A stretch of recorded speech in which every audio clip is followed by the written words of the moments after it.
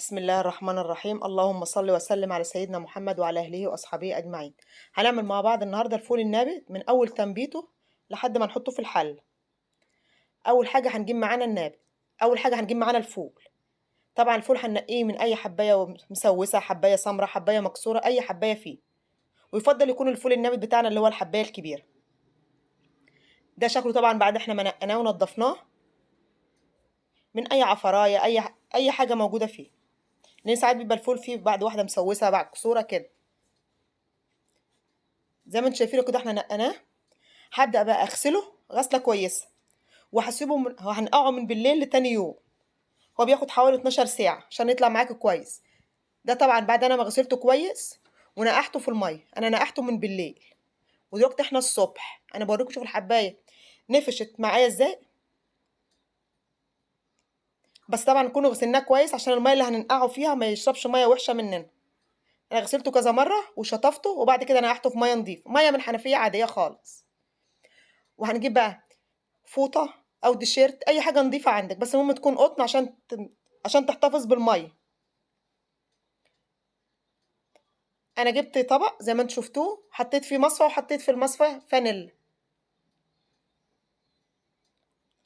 وهبدأ أنشل الفول بعد ما تنقع حوالي 12 ساعة. يعني انت ممكن تعمليه من بالليل وتقوم الصبح تعمليه، أو ممكن تعملي العكس، تنقعيه من الصبح وبالليل تعمليه.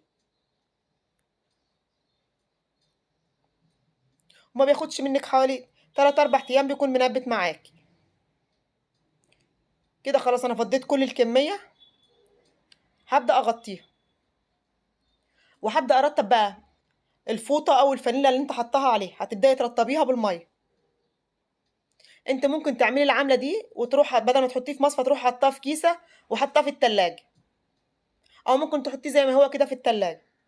بس انا بصراحة ما حطيتوش في التلاجة، انا سبته بره عادي في المطبخ وما جرالوش اي حاجة خالص.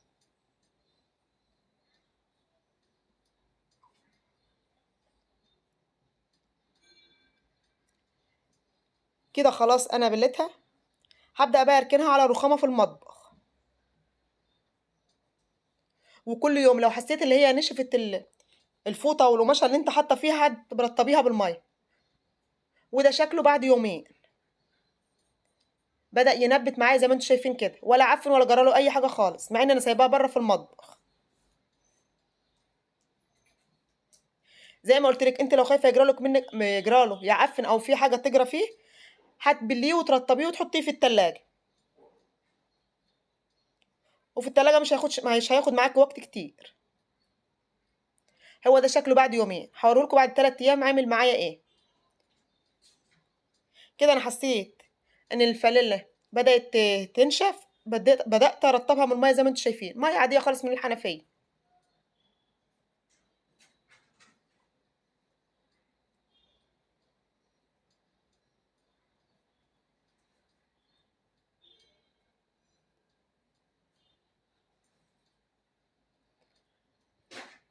وكده خلاص انا رطبتها وهسيبها.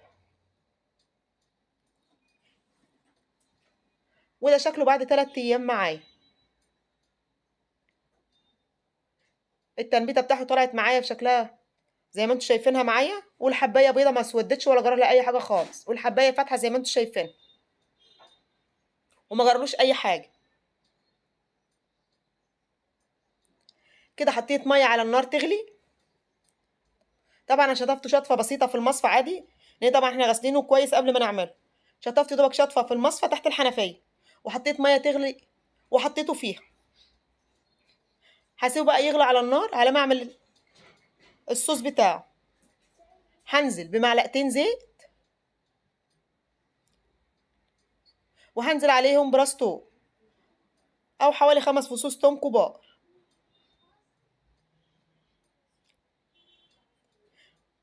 هبدا اقلبهم لحد ما ياخدوا معايا اللون الذهبي.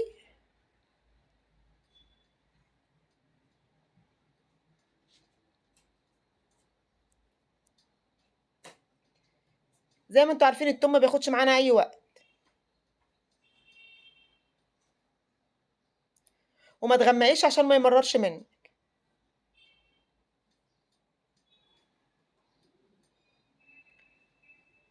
كده خلاص التوم بدأ ياخد اللون الذهبي اللي انا عايزاه. هكون ضاربه معايا حوالي طماطميتين كبار، ضربهم معايا في الخلاط.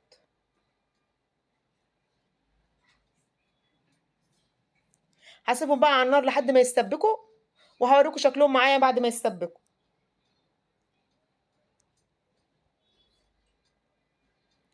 كده خلاص بعد الطماطم ما نشفت معايا، هبدأ انزل بيها على النابت. طبعا احنا كنا حاطينه زي ما انتم شايفين، وميته طالعه معايا فاتحه زي الفل، وما اسودش ولا جراله اي حاجه.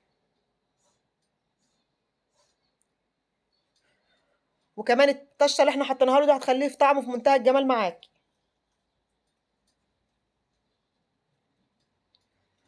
زي ما انتم شايفين انا بوريكم لونه مغمقش خالص.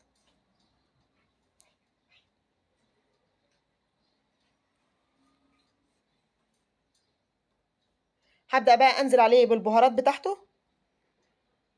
نزلت عليه بالكمون، طبعا انتوا عارفين الفول يعني كمون. نزلت عليه بالكمون وادي الملح، وما حطيتش عليه حاجه ازيد من كده. وهتاكلي احلى شويه نبت باذن الله لو جربتيه بالطريقه دي،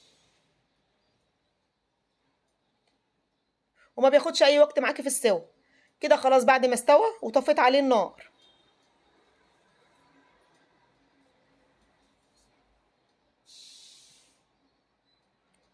ولا غمق ولا جراله اي حاجه. وهتشربي احلى شويه ناب، وهيطلع معاكي باذن الله احلى شوربه ناب. وجربيها ومش هتندمي باذن الله، وبطريقه سهله وبسيطه خالص.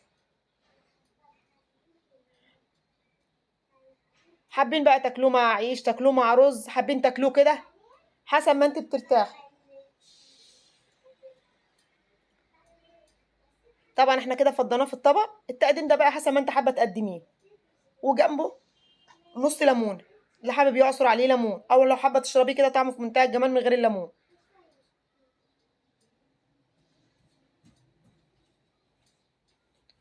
وده شكله حتى بعد ما عرضناه عادي وفتحنا عليه، وبرده لا اسود ولا جراله اي حاجه.